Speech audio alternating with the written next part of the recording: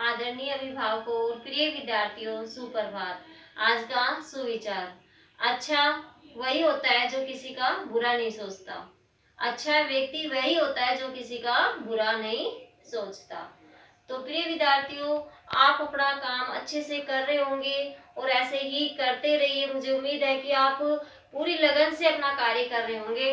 तो मैं यही चाहती हूँ कि बेटा आप अपना वर्क ऐसे ही करते रहिए और अपने परिवार के साथ खुश रहिए। तो आज हम संस्कृत विषय का अध्याय 5 अभ्यास कार्य पढ़ेंगे। हमने पहले इसका हिंदी अनुवाद पढ़ा है, आपको समझ में आ गया होगा वीडियो देखकर अच्छे से पाठ। तो आइए अब हम अभ्यास कार्य पढ़ेंगे।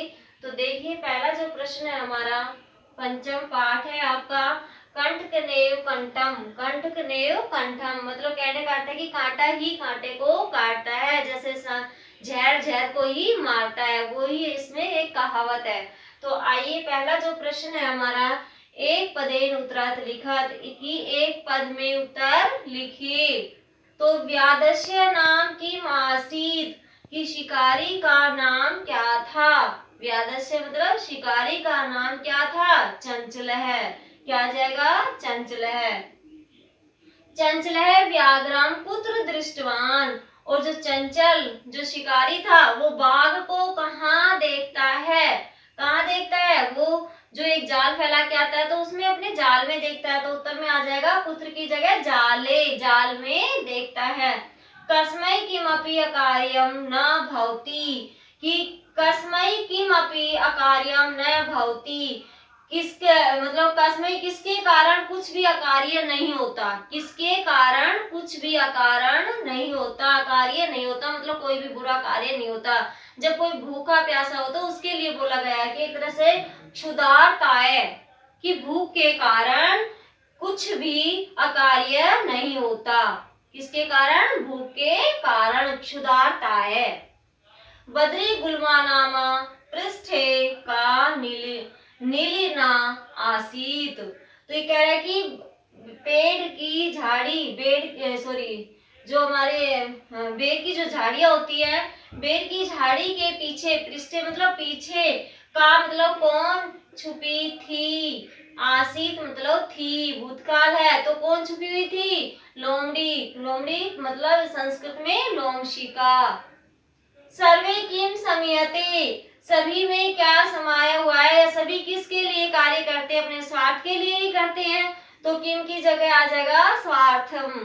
क्या आ जाएगा, स्वार्थम। निसायो व्याध किम अयाचत। ये कह रहा कि निसायो व्याध किम अयाचत, निसा है जो किसी की कोई सहायता नहीं मिल रही हो उस समय निसा है। बाघ सॉरी शिकारी आएगा इसमें। व्याध मतलब शिकारी क्या मांगता है, अयाचत मतलब मांगता है।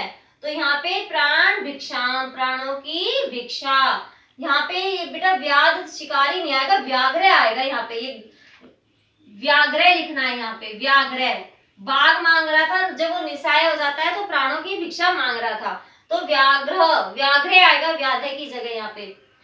दूसरा क्वेश्चन देखिए, पूर्ण वाक्य उत्तर कि पूर्ण वाक्य में उत्तर दिया। अभी तो हमने एक पद में पूछा गया था तो एक पद में ही दिया, हमने पूरा वाक्य नहीं लिखा। जहां हमारा प्रश्न है उसकी जगह ही हमने आंसर लिखे हैं वो। तो अब हमारा पूर्ण वाक्य में मतलब पूर्ण वाक्य में ही आपको उत्तर देना है।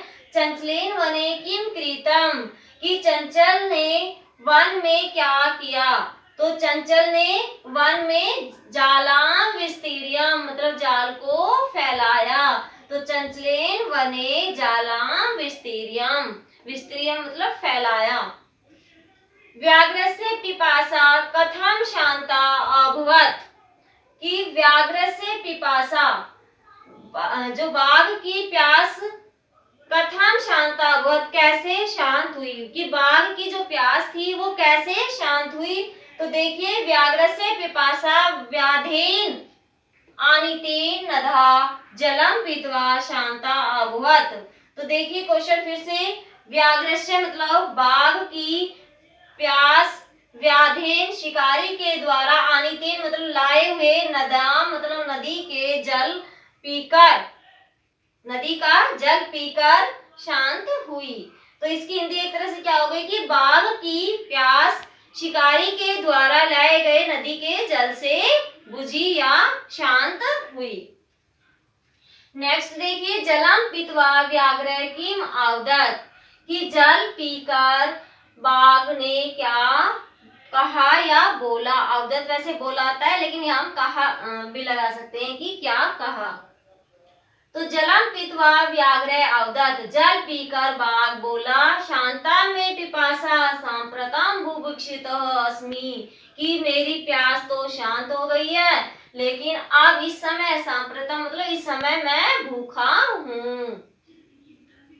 चंचल मातृस्वस्य इति काम संबोधितवान, कि चंचल मातृस्वस्य मतलब मौसी ऐसा किसको संबोधित करता है, तो किसको करता है, लोमशिका को। देखिए, चंचल मातृस्वस्य इति लोमशिका संबोधितवान। जाले पुनः बदम व्याघ्रम दृष्ट्वा व्याधः किम अकरोत्, कि जाल में पुनः बंद होने पर बाघ देखकर शिकारी क्या करता है, जाल में पुनः बाघ को बंद देखकर शिकारी क्या करता है। तो देखिए, जाले पुनः बदम व्याघ्रम दृष्ट्वा व्याघ्रः प्रश्नो भूत्वा गृहं प्रत्यावर्तत, कि जाल में पुनः दोबारा से बाघ को बंधा देखकर शिकारी खुश होकर, प्रश्नो भूत्वा मतलब खुश होकर, गृह मतलब घर को, प्रत्यावर्तत मतलब लौट जाता है।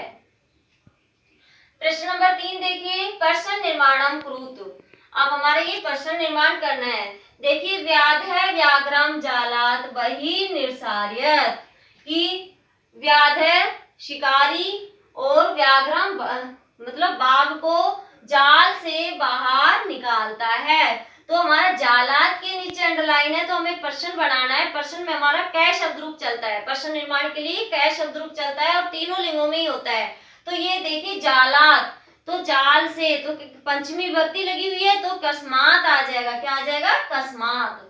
तो चंचल वृक्षम, नेक्स्ट देखिए, चंचल वृक्षम उपगम्यम अपृच्छत, कि चंचल ने वृक्ष के पास जाकर पूछा। उपगम्य मतलब पास में जाकर पूछा। तो किससे पूछा, किससे मतलब किससे इसमें क्वेश्चन प्रश्न पूछा गया, तो वृक्षम की जगह क्या आ जाएगा, काम, किससे पूछा। व्याघ्र लोमशिकाई निखला कथाम न्यवेद्यते, न्यवेद्यते। तो देखिए, व्याघ्र मतलब बाघ लोमशिका किसको सारी कथा का निवेदन करता है। तो लोमशिकाय के नीचे अंडरलाइन है, तो किसको, तो कश्यई। क्या आ जाएगा, कश्यई। तो आगे देखिए प्रश्न घ देखिए, आपका जो ये है, मानवा वृक्षाणाम छायायाम विरमंती। तो प्रश्न हमारा घ में देखिए, मानवा वृक्षाणाम छायायाम विरमंती। तो वृक्षाणाम के नीचे अंडरलाइन है, किसकी छाया में विश्राम करते हैं, मनुष्य। कहने का अर्थ है कि मानव मतलब सभी मनुष्य से आ जाता है, कि मनुष्य किसकी छाया में विश्राम करते हैं। तो यहाँ षष्ठी विभक्ति किसकी, का के की षष्ठी में, तो हमारा आ जाएगा केशाम। व्याघ्र नदा जलेन व्याधस्य पिपाशाम शमयत, ये कह रहा कि व्याघ्र मतलब बाघ नदी के जल से, नदा जले नदी के जल से व्याध की मतलब शिकारी पिपासा शम्यत की प्यास शांत होती है। तो दोबारा से देखिए एक बार इसको, जो इसमें कह रखा है कि किसके द्वारा, कि व्याधस्य व्याघ्र नधा जलेन, कि व्याघ, यहाँ एक उल्टा लिखा हुआ बेटा, ये सारा ही आपके बुक में ही ऐसे दिया हुआ था, यहाँ जबकि ये आना चाहिए, यहाँ पे तो व्याध आना चाहिए और यहाँ व्याघ्र से आना चाहिए। ये आपकी बुक में ही रॉन्ग दिया हुआ है, ये अभी मैंने देखा है, जब हिंदी कर रही हूँ तब इसमें रॉन्ग आ रहा है, क्योंकि यहाँ व्याघ्र से आने चाहिए कि बाघ की प्यास शांत हुई। और किसने की थी, ये किसके द्वारा लाया गया था, बाघ। व्याध यहाँ आ जाएगा, व्याध। एक तो ये व्याध है और व्याघ्र में कंफ्यूज नहीं होना है। व्याध शिकारी होता है और व्याघ्र बाघ होता है, इसमें कंफ्यूज नहीं होना है। ठीक है बेटा, तो इसमें यही है कि व्याध नदा जले व्याघ्रस्य पिपासाम शम्यत, कि बाघ की प्यास नदी के जल से बुझी। तो यहाँ पे नदा किसके जल से, नदा के नीचे अंडरलाइन है, तो क्या आ जाएगा, कश्या। क्या आ जाएगा, कश्या। अब है प्रश्न नंबर 4 देखिए, अधोलिखितानि वाक्यानि क का कम का प्रति कथयति, कि नीचे लिखे हुए वाक्य किसके प्रति कहता है, ठीक है, या कौन किसके प्रति कहता है। कह का अर्थ कौन आएगा, कि कौन किसके प्रति कहता है। तो कल्याणम भवतु ते, कि आपका कल्याण हो। तो ये बाघ शिकारी को कहता है। वो तब कहता है जब वो जाल में बंद होता है और फिर उसको कहता है कि आपका कल्याण हो, मुझे अगर आप जाल से बाहर निकाल दे तो। जना मई स्नानम कुर्वन्ति, लोग मेरे मई मतलब मेरे स्नानम कुर्वन्ति, मतलब मेरे मई का यहाँ पे मतलब नदी से ही ले लेंगे कि मेरे ही जल में स्नान करते हैं। तो नदी जल ने बाघ शिकारी को काव्यादम शिकारी। यहाँ कंफ्यूज नहीं होना बेटा, बार बार जैसे व्याघ्र और व्यादम एक जैसा ही वर्ड लग रहा है सुनने में भी, और मैं जैसे बोल रही हूँ ऐसे भी लग रहा है कि जैसे मैं ही खुद ऐसे ही बोल रही हूँ। तो ये व्याघ्र और व्यादम अलग अलग वर्ड है। व्याघ्र का अर्थ बाघ होता है और व्याध का अर्थ शिकारी होता है। अहम तत्कृते धर्मम आचरितवान तव्या मिथ्या भंतिम। तो ये कह रहा है कि मैंने तुम्हारे लिए धर्म का आचरण किया, धर्म या भलाई का कार्य किया, तो तुमने मिथ्या मतलब झूठ, भंती मतलब कहा था कि मैं तुम्हें नहीं खाऊंगा, इस तरह से आपने ये सब झूठ कहा था। तो ये शिकारी कह रहा है, ये बाघ कह रहा है शिकारी को, व्याघ्र व्याधम। यत्र कुत्रापि छेदनम कुर्वन्ति। अब यहाँ कह रहा है कि यहाँ वहां भी छेद करते हैं। ये वृक्ष कह रहा है शिकारी को, व्याधम शिकारी को, ठीक है। संप्रति पुनः पुनः कूर्दन कृत्वा दृश्य, अब बार बार कूद कर मुझे दिखाओ। तो ये कौन कह रहा था, लोमशिका उसको बाघ को कह रही थी व्याघ्रम, लोमशिका व्याघ्रम, ठीक है। अब प्रश्न नंबर 5 देखिए, धातु प्रत्यम च लिखत। इसमें क्या है कि धातु में प्रत्यय लगे हुए हैं, तो इनको अलग करके हमें लिखना है एक तरह से। तो द्रष्टुम, इसमें दृश्य धातु और तुमुन प्रत्यय, कर्णीय क्री धातु और अन्यर प्रत्यय, पातुम पिप धातु और तुमुन प्रत्यय, खादितुम खाद धातु तुमुन प्रत्यय, कृत्वा क्री धातु और कत्वा प्रत्यय। प्रत्यय के बारे में आपको मैंने 7th क्लास में भी समझाया था, तो आपको शायद ये समझ में भी आ रहा होगा। फिर दोबारा से जब आपका ग्रामर में भी आएगा तो फिर आपको ये समझाया जाएगा।